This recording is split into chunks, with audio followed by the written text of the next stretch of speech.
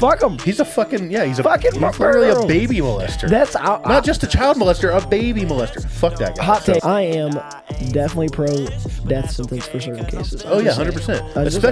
Especially baby stuff.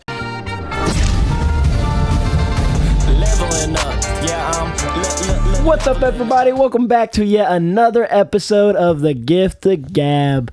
It's your host, the BDR, co-host roaming around here, Amber and Tiana. You already know how it goes. And it's been an eventful 2 weeks. You already know how we do this. And we come back with another special guest. You know, the unofficial, official co-host / producer, Matty. What's up, man? Hey, what's going on? Just recovering after Harvest Fest. It was a crazy weekend. So, dude, that's no joke. We're going to go ahead and hop right into it. That's the first thing I want to talk about. Harvest Fest. That was a coincidence. Yeah, it was. Harvest Fest. Harvest Fest is the first thing I want to talk about. My brother and I did a set together. You guys were the headliner, Grey Garden. And, you know, give me your general thoughts and stuff on that. We'll just go into it, man, and we'll go from there. General thoughts.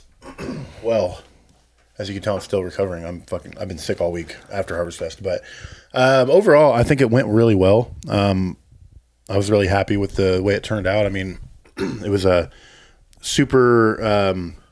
The way we had it set up this year is a little bit different than other years. So it used to be like a little bit more open, I guess, but the way we set up the vendors and everything, it kind of contained everything to the main little stretch area, you know.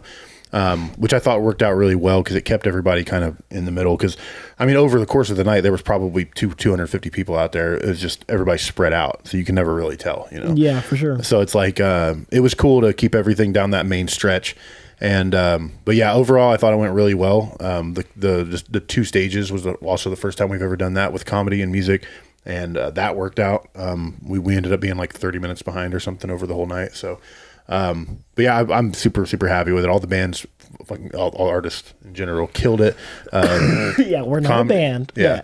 Comedy was like killer on spot. Kokomo, you're good. I'm going to be doing the same thing. I'm also recovering from being sick. Everyone got sick at Harvest Fest too. That was nice. But the Kokomo Press absolutely killed it as far as the running this comedy stage, keeping everything going all night, making sure everything moved back and forth and everything. And it was a super cool night. The vendors were really awesome, and for anybody that didn't come, you missed out because it was awesome, dude. So that was my first Harvest Fest too. Oh yeah 11 years in. Yeah, I know. I'm 23. Yeah, I was gonna say you would have been 12 in the first one. So yeah, I mean, I would have went if I would have known about it. I was sheltered at the time.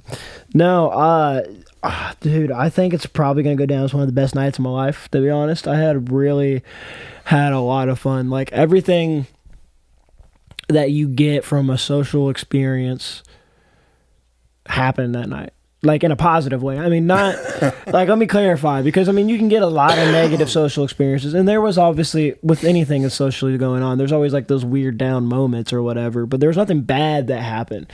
And that's what was really fun. Like, the vendors were crazy. I spent so much money on food, dude. Shout out Lunch Break and Snacks to Slap. They do slap. I think I'm not kidding. Let me count in my head here. I got at least, because I brought my brother one too, and I think I brought Seth one. I bought at least like 7 walking tacos minimum.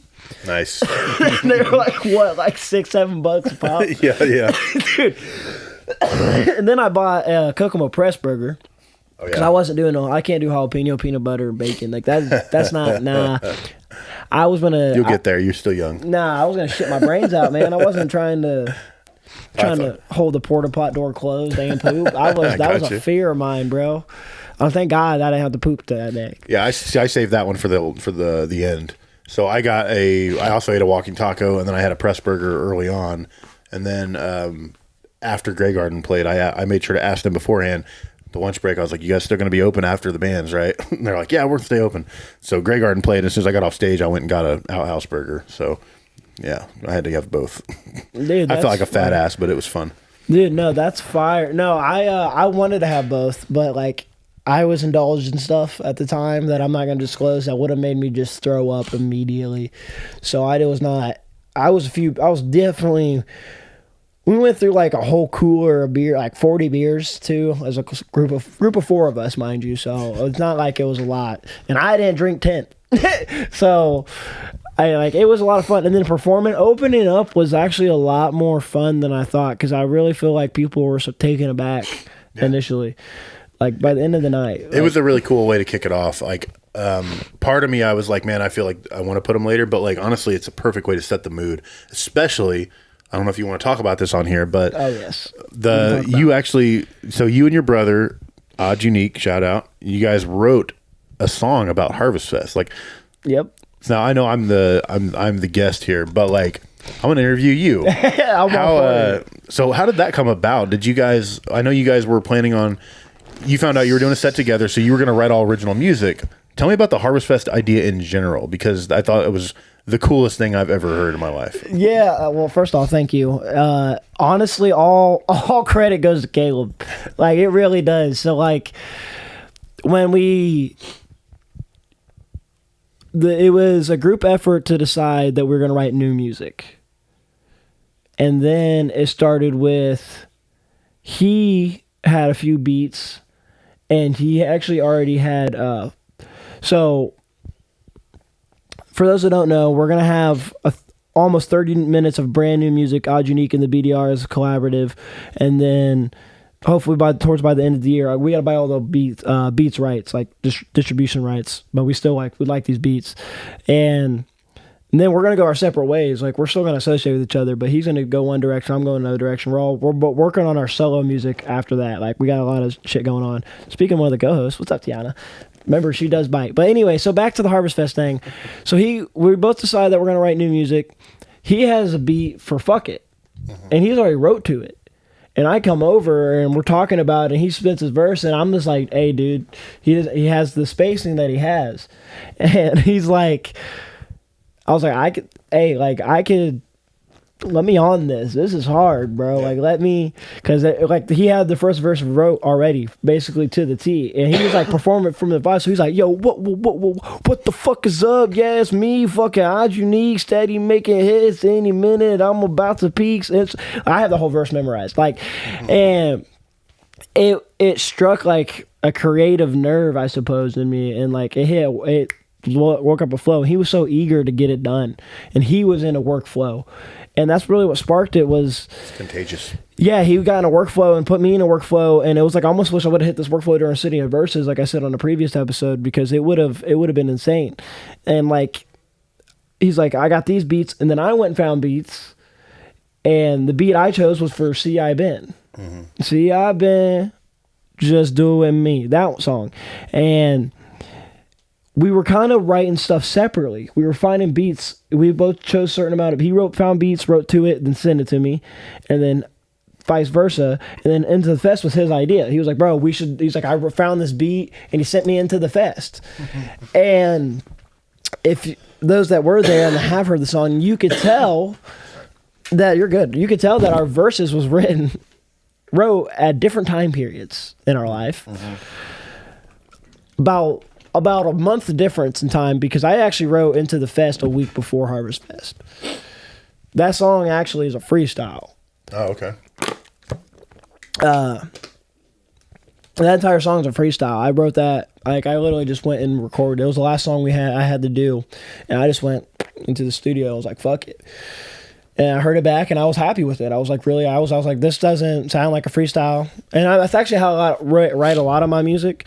A lot of times I go back and refine it. Like Running's the same way. I wrote that song in like 10 minutes, 10, 15 minutes. That's usually how the best ones come out, it seems like. It's like you spend all this time on a song, and then it falls flat, and then you write one in 5-10 minutes, and it's like, that's the one everybody goes back to. But it's probably because you're just not overthinking. You're kind of flow state of mind, and you're just getting it out there, and then you kind of go back and refine it. But yeah, that was really long-winded to say that Caleb came up with the idea. Like, that's really what it was. It was. Go ahead. It makes sense, because I mean, Caleb's been coming to Harvest Fest for many years. I think he jumped on. I think the one other time that he performed there, he wasn't even advertised. I think someone dropped off day of or That's something. what he said. He did, and like he jumped on and did a set, and like, yeah, he fucking killed it. But So that's one of the reasons that I was like, we need to get him officially on a flyer and actually put him in there. And then like I saw you guys perform together, and I was like, okay, let's do this. Let's kick off Harvest Fest with these two because you guys have such good energy and chemistry and everything. Now I wasn't expecting you guys to write all brand new music. I just figured you'd hype each other up for your music. You know what I mean? But that was awesome though. That's the song Into the Fest. Which should be coming out soon. I'm going to put together, once it's recorded and stuff. I did film a lot of footage and stuff, and we're going to put together like a documentary kind of thing and use that song. Draven recorded a lot of all of our performances, so nice. And I'm confident. Like as much as there wasn't as many people there, like there was a lot of people there, but there was a lot of people still setting up and doing stuff. Everybody heard it though. Like that was the thing. We gave a good performance. Like we deserve. Like it was great. We deserve to be. Everyone that's on Harvest Fest is solid ass performer and artists. Like they are really talented. Like I had such a good night, and it felt good because that's one of the few times I've walked off stage and been like, I don't care what anyone says. That was good. Yeah, it was a fantastic performance. But like, that's one of the things that I try to explain to people when they book a festival like that, outdoor festival that's really big and out. Like you're not going to have the same vicinity as a small 80-person venue where everybody's right there. But that's the thing you look out, because Jordan was explaining this to a lot of the comedians too, because they're used to having indoor small spaces. And it's like at Harvest Fest, you're not going to have a lot of people right in front of the stage. It's so open and so big. I was in my chair all the way in the back at the venue. That's what I'm saying. The show. But everybody's still going to hear it. I still had people coming up to me like hey, what was their name kind of thing. What was that going on? Even though they were in the very back, because you can hear it everywhere, and that was the greatest thing. Same thing with comics. You could hear the comedy no matter where you went. You could hear them telling jokes and stuff. But there was a lot of people still paying attention. They were just. People just don't tend to go right up at the stage. They that was tend to actually hang one out of the in the nice back. things about the festival vibe of it was like I had the choice. Yeah, it was very chill. The sound was great, like you said it was going to be. Like the sound was amazing. I could go and be anywhere. I wasn't worried about going getting like a walking taco or go getting a burger, or I got a thing. I got lemonade or something like that. I got something from every single vendor, from Michael, from my brother, from literally everybody. Just to support. I spent a retarded amount of money, to be honest, and I'm proud of it. But support local. I wasn't worried about it. Like when you go to a big concert, you like might move if you're in the pit. Like when I went to the T-Pain concert by myself in Terre Haute, I did not move from the same exact spot for like 7 hours. I had to pee so bad. I was there like an hour and a half early so I could get up front. And I was like, once I'm here, it's hot as hell. I'm by myself in a black tank top. Like, I'm wearing my old school BDR merch, so it's all black and white stuff with the bucket hat, everything. And I'm like scorching, having to go pee. I want something to drink. Like all I had was the 2 waters that I bought in line before I got there. And that was it. And I was like, I'm not leaving the spot. But like Harvest Fest, a smaller place, or just a place that has good quality sound where I can walk away. I didn't miss out on anything. Like I could walk away from my spot, and even if my spot was taken, it wasn't like one spot was better than the other because everywhere sounded good. Yeah. Absolutely. Shout out Steven Moores. Check out Steve-O, the sound guy. If you have sound, lights, event, whatever, dude's awesome. He brought the stage and everything. So that's definitely a big part of what made the show is the production value in general. Most people coming out there don't expect professional level stuff like that. They're like, oh, I'm going out in the woods, crazy ass party in the woods, whatever. But there was like legit food vendors, like really good food. There was legit a lot of art vendors selling stuff. There was then the sound in general, the sound and lights and stuff. Like honestly, I'll take Steven's sound over a ton of other venues here in the area. Like it's just fantastic. So. No, it was really good, and there's very few times you go somewhere you have really high expectations because you talk to other people. My crowd, your crowd, it's obviously been the same crowd for the last year now. So I've talked to people, but these are people who've been going to Harvest Fest stuff, and it's always nothing but positive. Oh, it's great. You're missed out. Everything was accurate. I was completely missed out for years. The craziest thing, when we started Harvest Fest. It was a very small thing, so shout out Corey because it's his land, and he's the one that kind of his wife had mentioned okay, why don't we have a party out here or something because he was a little down or whatever. Invite your friends over. They have a band, right? Dwarf Among Midgets, and so we literally came out. And we had some egg crates and pallets laid out on the out in the middle there, and it was set up in a different spot too. And Dwarf set up on that, and I brought 2 little speakers on stands. and I ran the sound, and it was literally just Dorf that played. That was like the first year. We just played for a bunch of Corey's friends. Everybody's got drunk out in the field, and the sound was terrible. And we actually did that up until 2020. 2020 was the first year that we used Steven. Up until then, I was running the sound every year on small speakers, and it wasn't great production, but it was still a fun time, and it was just crazy. Because we got bigger and bigger, we started adding more bands and whatever, and then obviously it's turned into the production that it is now. But it's just it's a wild progression to see from the early days up until now, and like what it became. I can only imagine. Yeah, it's crazy. But me specifically running the sound out there, it's so hard to run sound out in a wooded area like that, like outside, area too, yeah. Like being able to set it up like that. So the fact that he's able to dial it in and make it sound that good is so impressive. It's super impressive. I have performed outside. Yeah. And like to be able to walk around on a stage and not worry about feedback was so nice. Yeah. Like I could have walked down to the field, I bet, and been fine. Yeah. And that's one thing you will not get with Steven is feedback. He knows he knows his shit. It was so nice. It was so nice. So great time. Great time.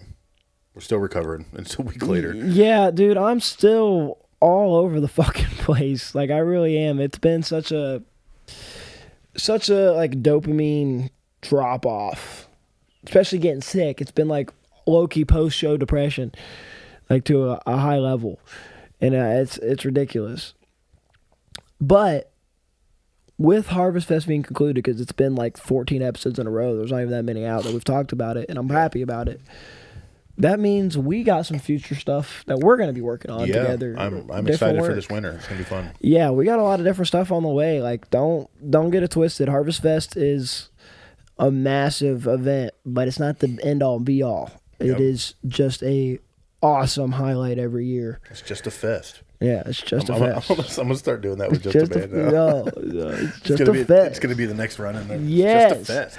It's just a fest. But yeah. It's a good song. I'm excited. Just a man. I'm just excited. I'm excited for the future and what we're going to get into. Well, let's let the people know. So we got some business stuff getting set up in the background that relates to 3 letters. I'll wait to let that be known. Some more logo work still on the way, and then we're going to make another music video. And if you guys haven't checked out Running, get that motherfucker to 4,000 views. We are less than 100 away. It is so good, and it is done by this man right here, Matty, and I'm super excited to do another one for Saturn Storm Media. Saturn Storm Media, yeah. Plug yourself. You got a microphone today. Yeah, hit me up for all your video, audio, and graphic needs. Literally pretty much anything. Anything creative, that's what I do. So I'm super proud of the Running video. I think it turned out so awesome. So, which by the way, coming up on Halloween, we did talk. You talked about it last episode, but Forgotten Ashes, the Willow. That's my next video coming out. Comes out drops on Halloween. There's a teaser trailer. Go check that out. So really good too. Yeah, so. I'm actually really fucking excited about that. I'll be one of the first people to watch it because that teaser got me excited. Also made me butthurt because it's better than it seems like it's gonna be better than Running. I'm sorry, it's up there. It's hard to top Running is all I'm gonna say, but it's up there, you guys. And with that, all that means is Just the Man's gonna have the top Forgotten Ashes. Exactly. Well, because that's the whole thing is like it's gonna get better every time. It does. It's the law of diminishing returns, where it's the opposite of that. But anyways, the point is, it's the opposite of that when it comes to creative endeavors. Every video that we do is going to be better than the last. So, like, honestly, the Master Hunter video that I shot, at that point was the best thing I'd ever done for Unstable. And then, obviously, then we did the Running video and we took it even further. And it's like, okay, so now I got to top that. So then Forgotten Ashes, we went out in the woods and we did a bunch of crazy horror stuff.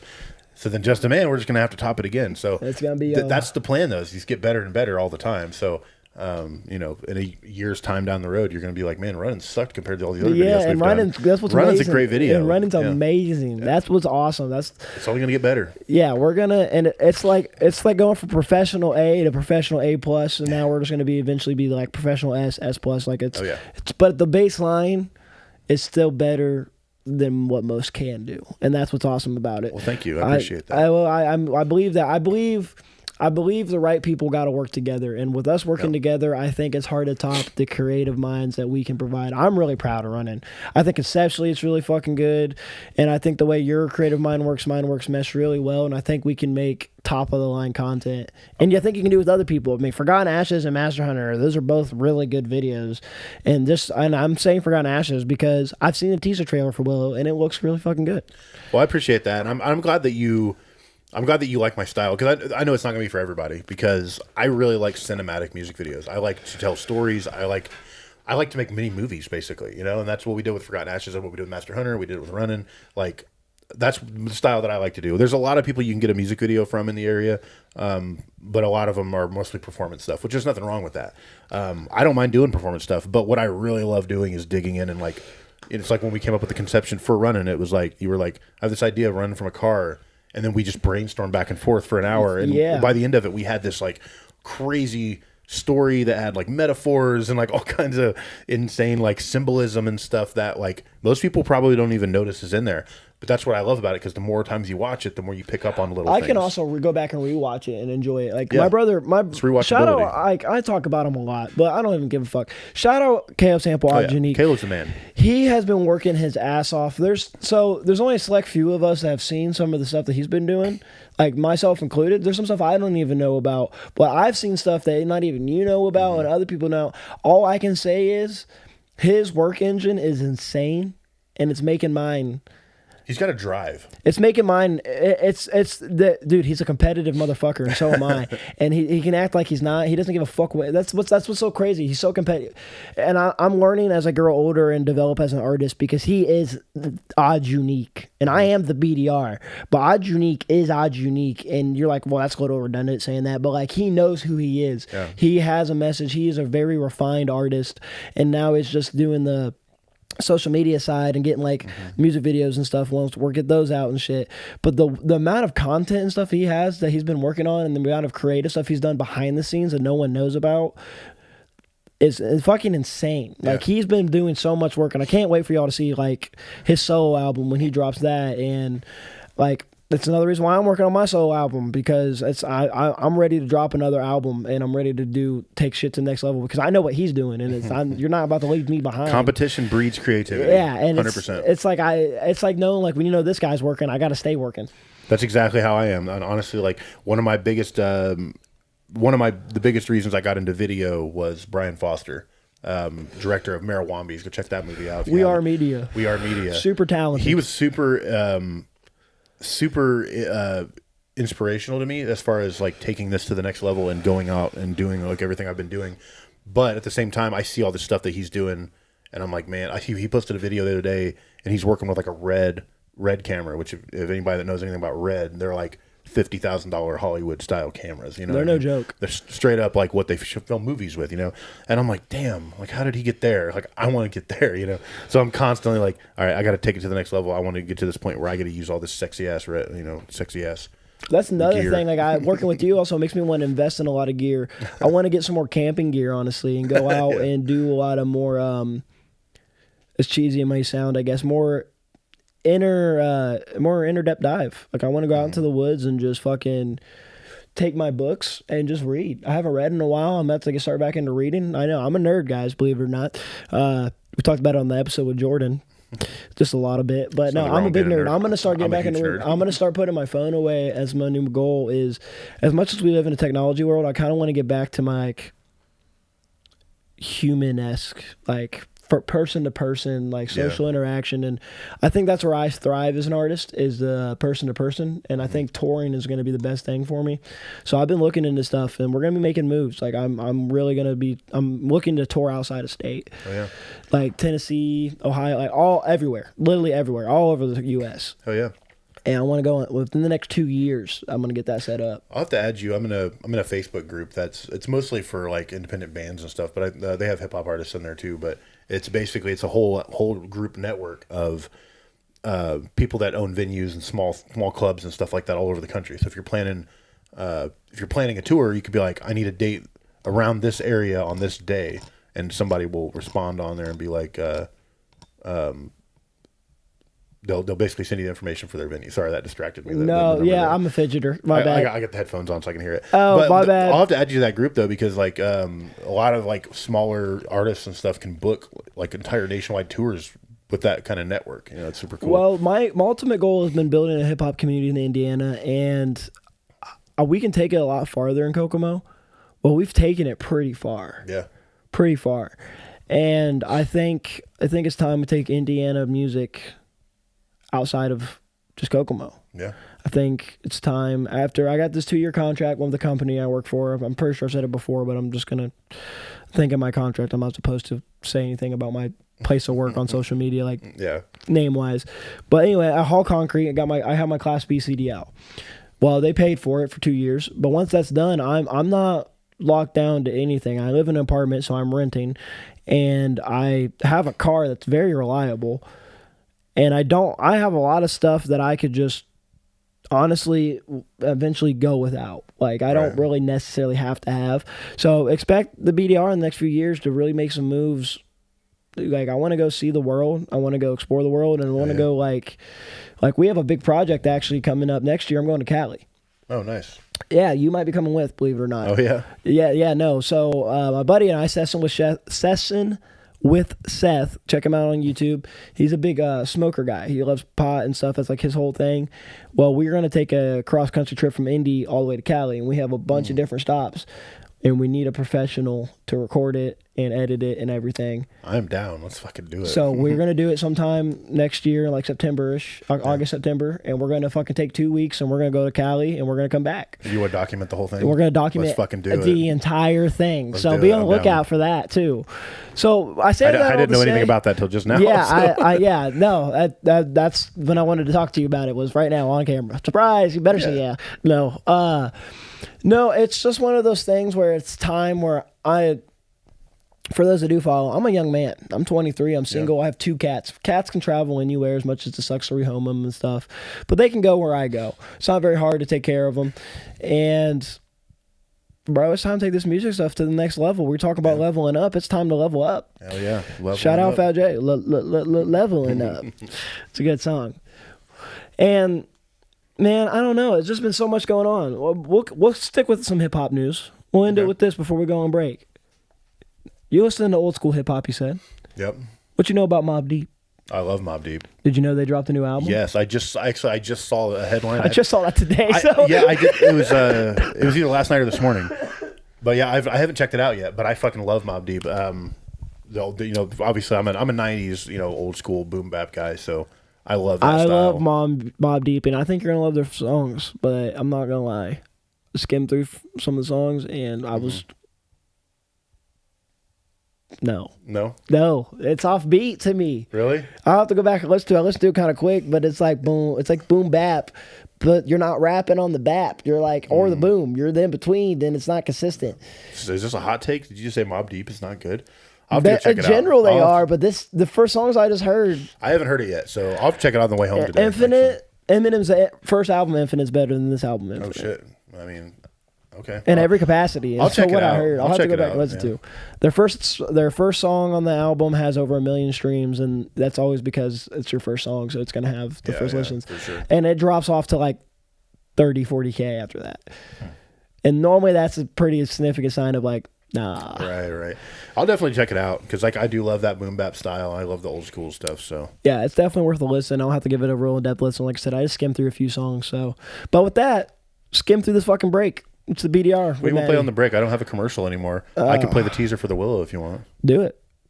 Yeah, check out the Forgotten Ashes teaser. Check out this Forgotten Ashes, the Willow coming up here from Saturn Storm Media, dropping on Halloween. Saturn Storm Media. Check out the teaser right now.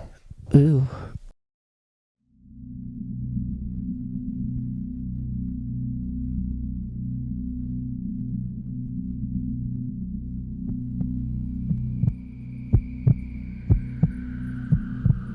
Babe, have you seen my phone?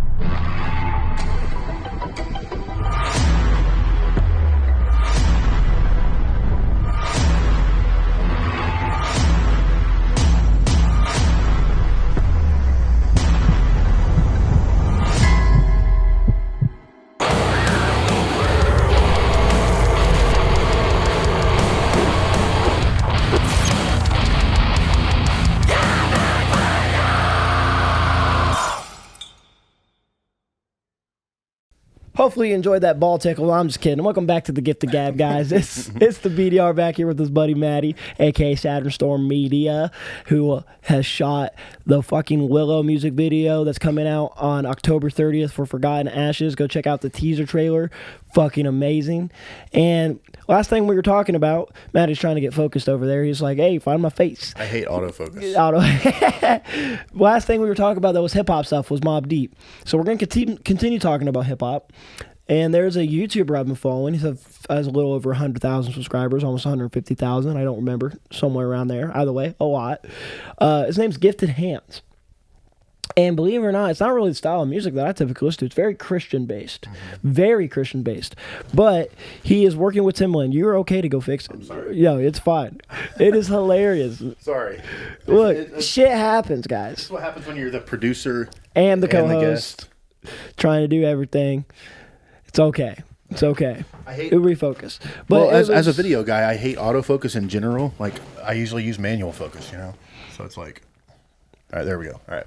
It found him. Yeah, we're good. Go ahead. Sorry. So Gifted Hands. He's working with. He worked with Timbaland this last weekend. Oh, okay. Which I thought was fucking crazy for an independent artist. That's awesome. Yeah, and it was Timberland Way. So I saw it on one of his posts. It was featuring him. He was a special guest. It was Timberland Way. I don't know exactly what's going on, but I know it has to be music related. And they're probably doing some gospel stuff too. But he's been making waves through YouTube Shorts and shit. Through his Christian-based music. And he has some really killer beats and flow. It's just like, I don't listen to that typical music, but he's being himself, and I respect it a lot. Yeah, anybody that's like an independent, like, because he said he got to kind of start on YouTube, you said? That's where I found him. Like, anybody that's like doing that kind of hustle, you know, and they're independent like that, to get an opportunity with Timbaland is amazing. I'd kill for that. Yeah, not awesome. Literally, maybe. Yeah. Just kidding. Or am like I? Literally one of the best, you know, producers of all time. Music minds. Yeah. Continuing on with stuff that's going on that's crazy. So Diddy's never going to be out of the picture. Yeah. And the request for Diddy to be in New Jersey, to be in a less secure prison, was denied by the judge that gave him the 4-year sentence. And she said that he needs to be as close to New York, Brooklyn, as physically possible. Who said that? The judge. The judge said that? Denied his request because him and his team wanted to go to New Jersey for his sentence because it's less security and it's easier for him to do what he needs to do. Of course. And they tried to spin it, of course. And the judge said, fuck off. And I just thought that was awesome because fuck Diddy. Yeah, of course. Well, speaking of prison and stuff, I know you got topics, but I saw yesterday. Do you know who Ian Watkins is? I know the name, but I don't was. know. Was. Indulge me. He was the lead singer of a band called Lost Prophets. And I feel bad because I loved this band when I was in like high school. Turns out the guy is literally like not just a pedophile, but he's like literally like a baby rapist. Oh, Jesus like, Christ. He's into babies. It's fucked up, dude. Like he so he ended up going to prison, but like he literally was like he was like hitting up his fans. You ever work with Diddy? Oh, I don't know, maybe. Probably. But he was like hitting up his fans and stuff, and like he would like go meet up with a fan that's a girl or whatever, and then like, but she's got a 6-month-old fucking baby, and that's what he's into. Like, he's a fucking literally the worst human being of all time. Like, yeah. Anyway, that's a case for it. Yeah, I'm not gonna lie. So he went to prison like 10 years ago. Okay, and he's been in prison. For some reason, nobody's ever fucking killed him, like because he's a baby rapist. Like, probably literally, been in seclusion for his entire life. Yesterday, he was murdered, and I'm like, because here's the thing. I know everybody got open arms with the Charlie Kirk thing, like, oh, celebrating murder, blah, blah. I'll never celebrate somebody's murder like that. But this guy, I celebrated this guy's murder. Like, hey, you know what? Fuck that him. dude needs to be dead. A fucking baby. Pedophilia is one thing, which obviously it's terrible. But like a baby, like how can you be into babies? Anyways, no, I wholly agree. So fucked up. There's certain deaths, like, because you don't know what the impact that person has had. That's the same thing with like Charlie Kirk. Like, so I didn't think he deserved what he got, right? But there's certain things that ideologies that he spread that had true negative impact on certain communities that drastically affected their life. And now if he physically done some of the stuff that he said that he was his beliefs, then yeah, fuck him.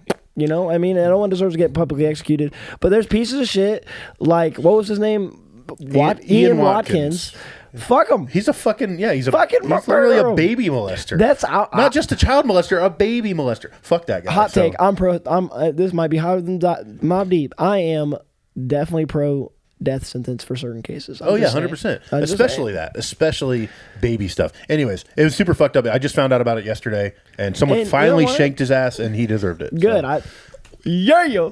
I feel bad. That's good news because we got some bad news now. I feel bad that every once in a while one of their songs still gets stuck in my head, and I'm like, oh, I can't listen to that. Stuck in my head. Most of the time, I can separate the art from the artist. A lot of times, but with that, I can't. With that, I can't. No, because then the lyrics change. Because then you start seeing underlying. You start realizing, man, he's messages. talking about a baby here. Oh, like, what hot ass piece of ass or something like that. And you're like, ugh. Yeah. I don't know, but. Kelly, what the fuck?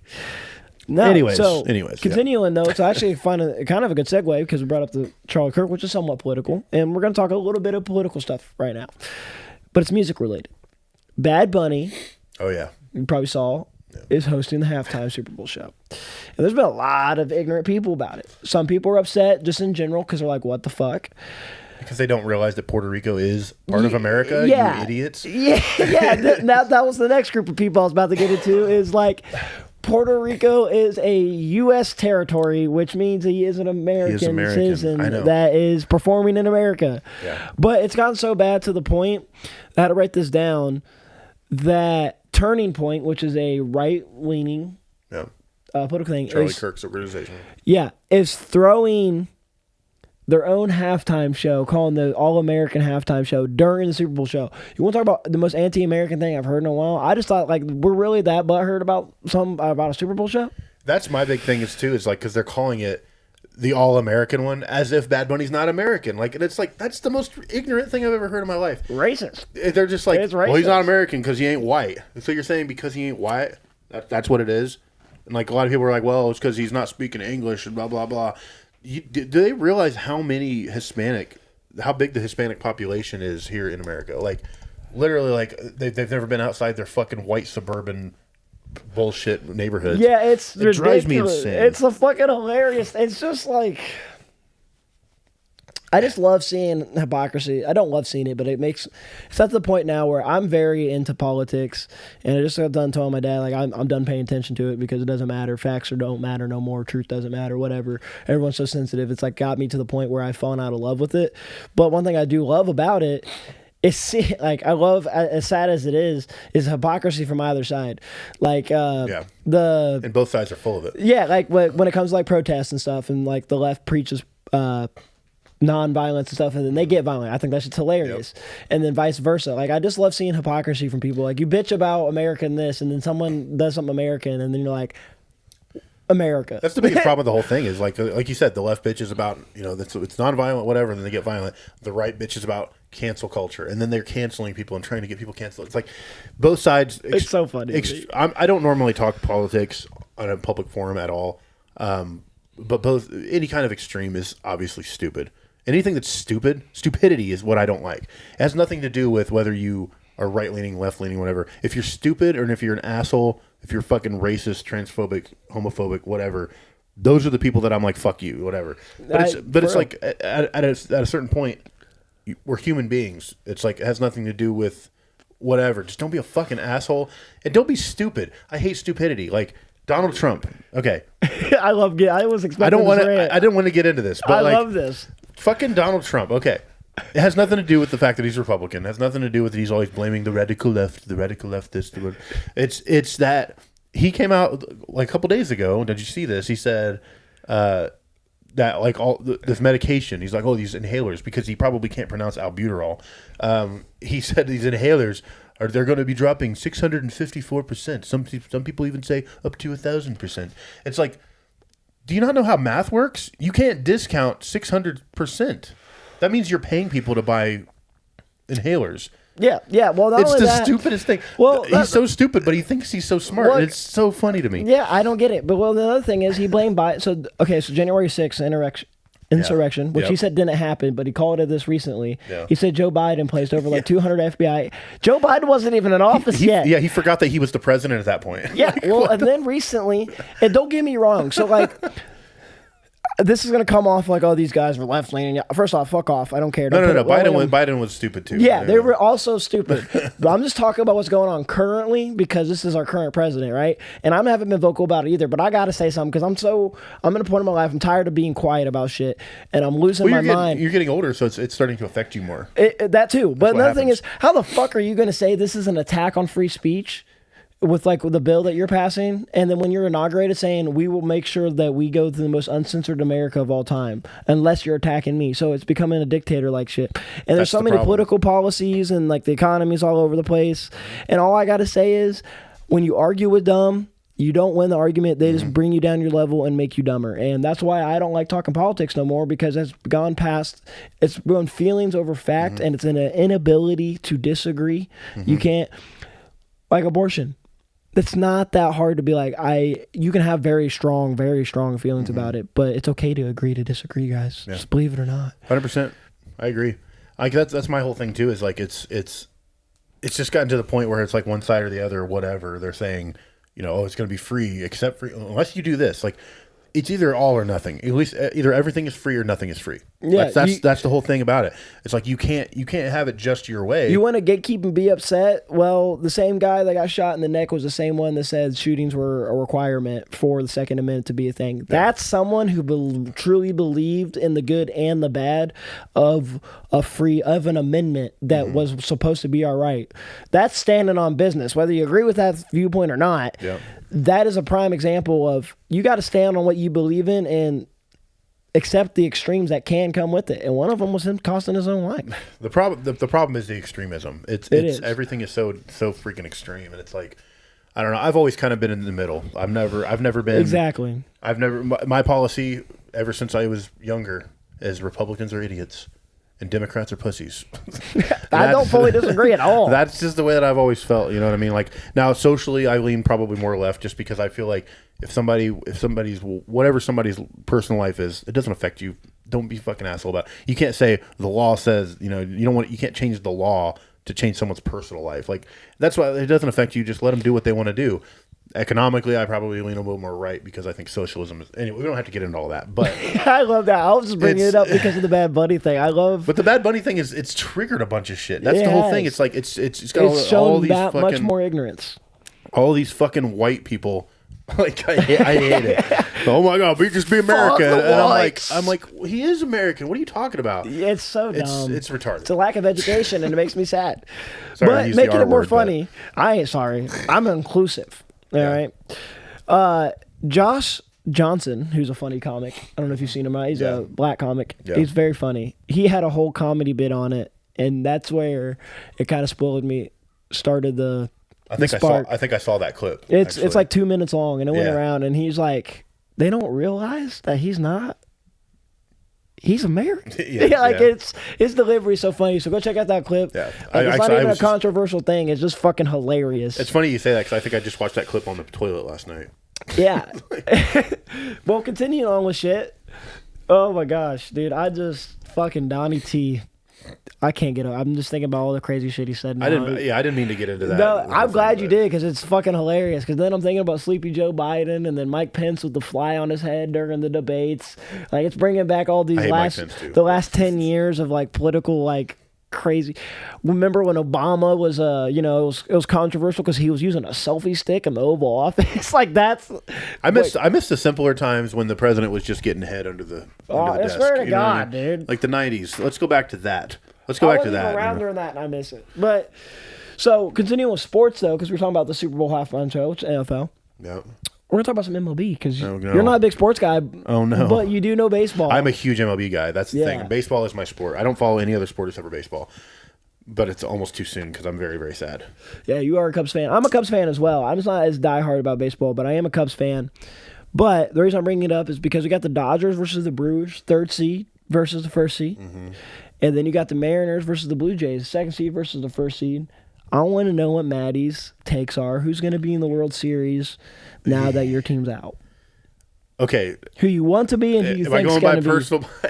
Now, Both. for one thing, I don't want the Brewers to go anywhere. Now, a lot of people are like, "Oh, they beat my team, so I'm going to root for them now." Fuck all that. No, I hate the Brewers, but I also hate the Dodgers. That's my problem. It's like, oh man, I'm so torn because I absolutely nobody likes. I don't like the Dodgers, but I love Shohei Ohtani though.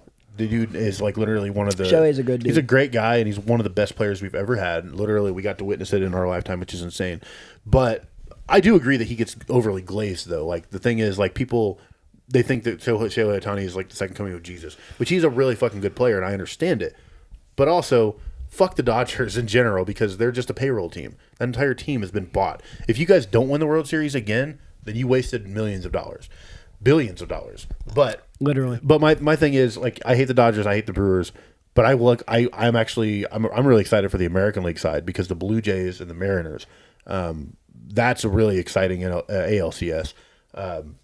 I hope that it's one of those teams that win. I hope it's the American League that wins. But if I'm being honest, it's probably going to end up being the Dodgers.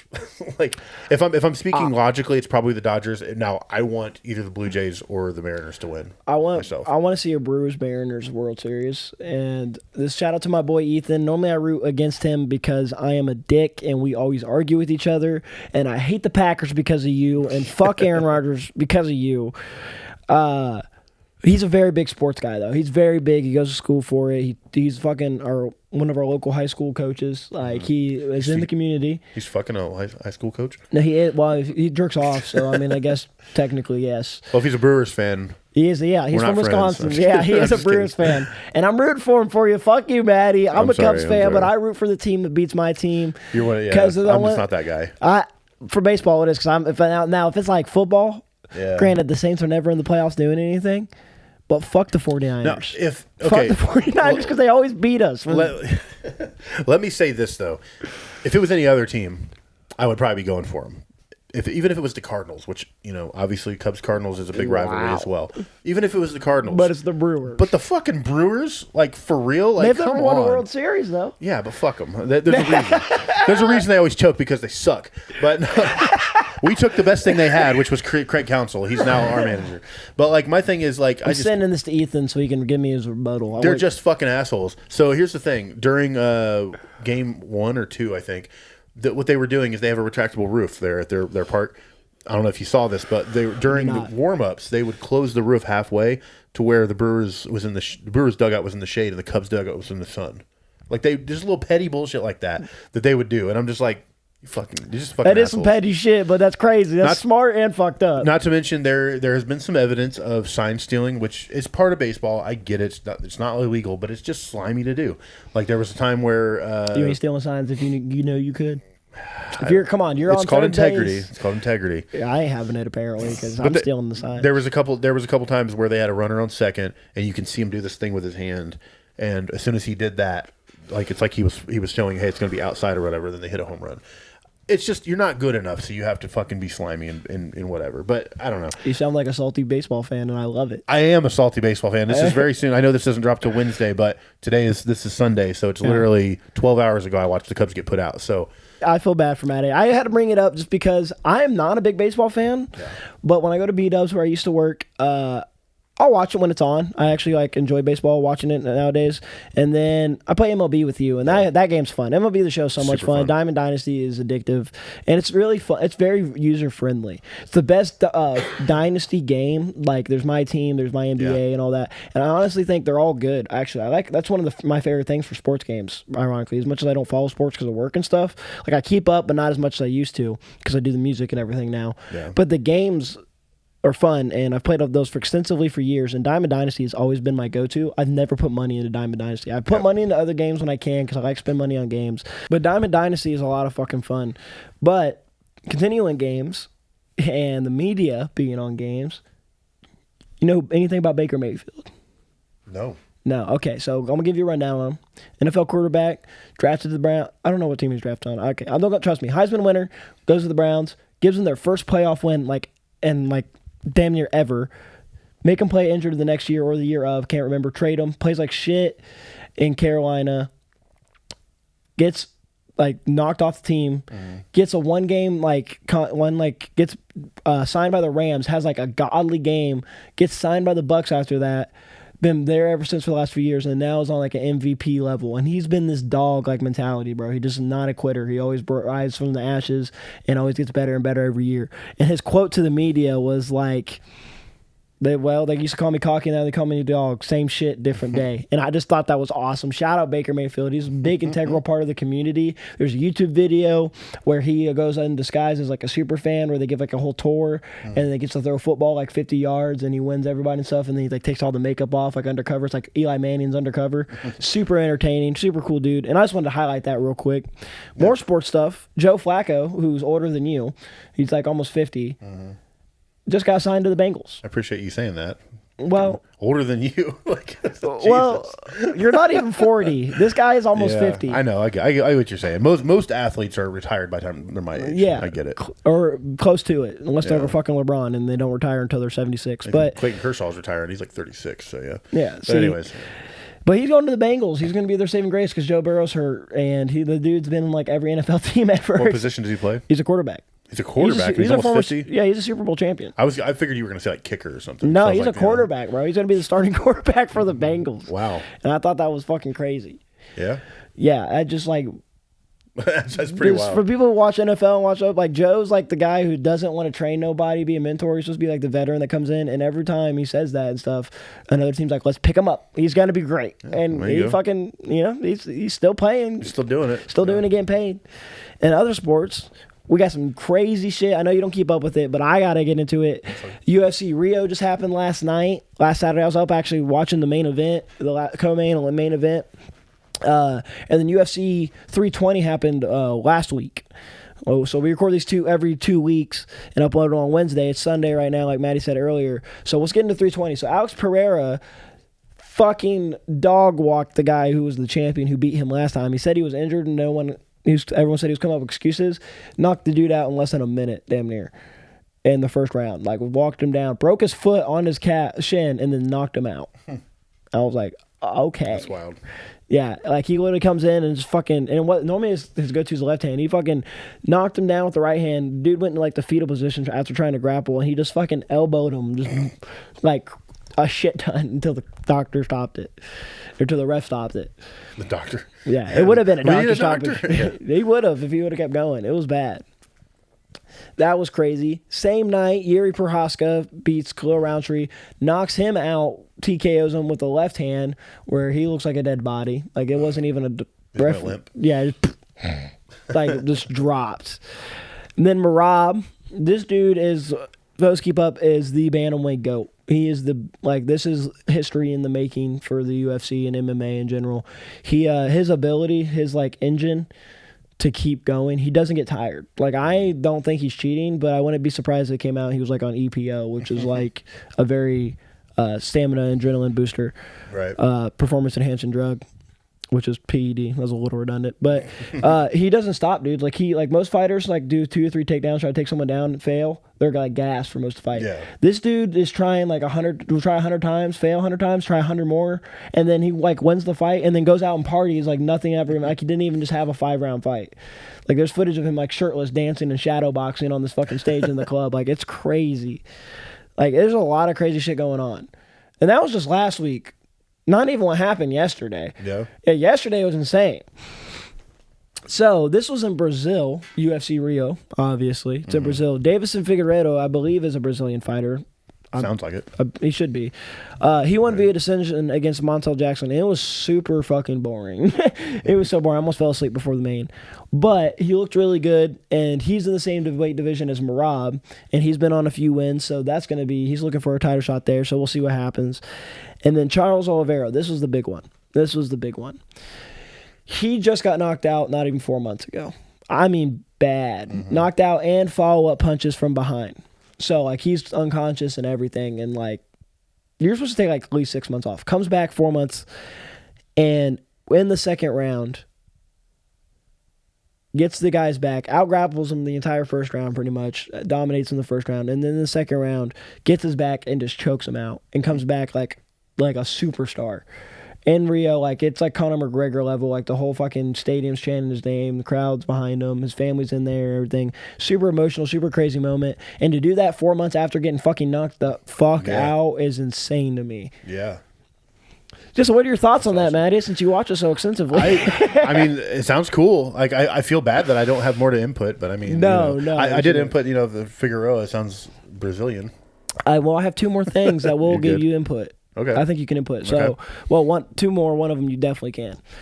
The next big thing is October 25th. We'll be talking about it probably next podcast because it'll be 2 weeks from now. So it'll be happening. The UFC, they're doing the heavyweight. They're doing the July 4th event next year. And the reason that matters is Tom Aspinall's a heavyweight champ, and he was the one that was trying to fight John Jones the entire time. John Jones tried to come back for this next year event. Well, he was the heavyweight champ ducking Tom. Tom's now the heavyweight champ, and he's fighting Cyril Gane, the same guy John Jones fought when he won the belt. So if he does a better performance, it's basically lining up future events for next year. Because if he wins, it changes the landscape for what can happen in July of next year. And that's the White House one? Is that? Yeah, White House. The White House. I knew about that. Yeah. I don't like our current administration. But Sorry, my camera died. yeah, Maddie's camera died. We're gonna Wanna move over here Wait, for a let's minute? cuddle. No, so I don't like our current administration, but I do like this. I really do. Like, I think it's so stupid. interesting, yeah. But I think it's so American. I really do. Why not? What's the most American thing? Having gladiators paid to fight on the fucking American lawn to settle their differences. Sure, it's American. It sounds kind of Roman to me, but Yeah, I mean, what's more American I than do like- stealing other ideas? that is true. That's what we do, baby. That is 100% true. Capitalism. That's what we are. I do like the proud of it. I do like the idea of it. I think it's interesting. That's why I knew about it, because even though I don't follow it completely, like, I think that's a really interesting an interesting thing to do. I mean, And honestly, it's a wonder whose big idea- community thing. I just wonder whose idea that was. Dana You know- and Donald. Donald Trump's been a big supporter. Donald Trump's the reason UFC is able to run. It was actually a lot of their major events were first held at Trump Tower, and Trump funded it to help. It was one of the millionaire friends of Dana that helped.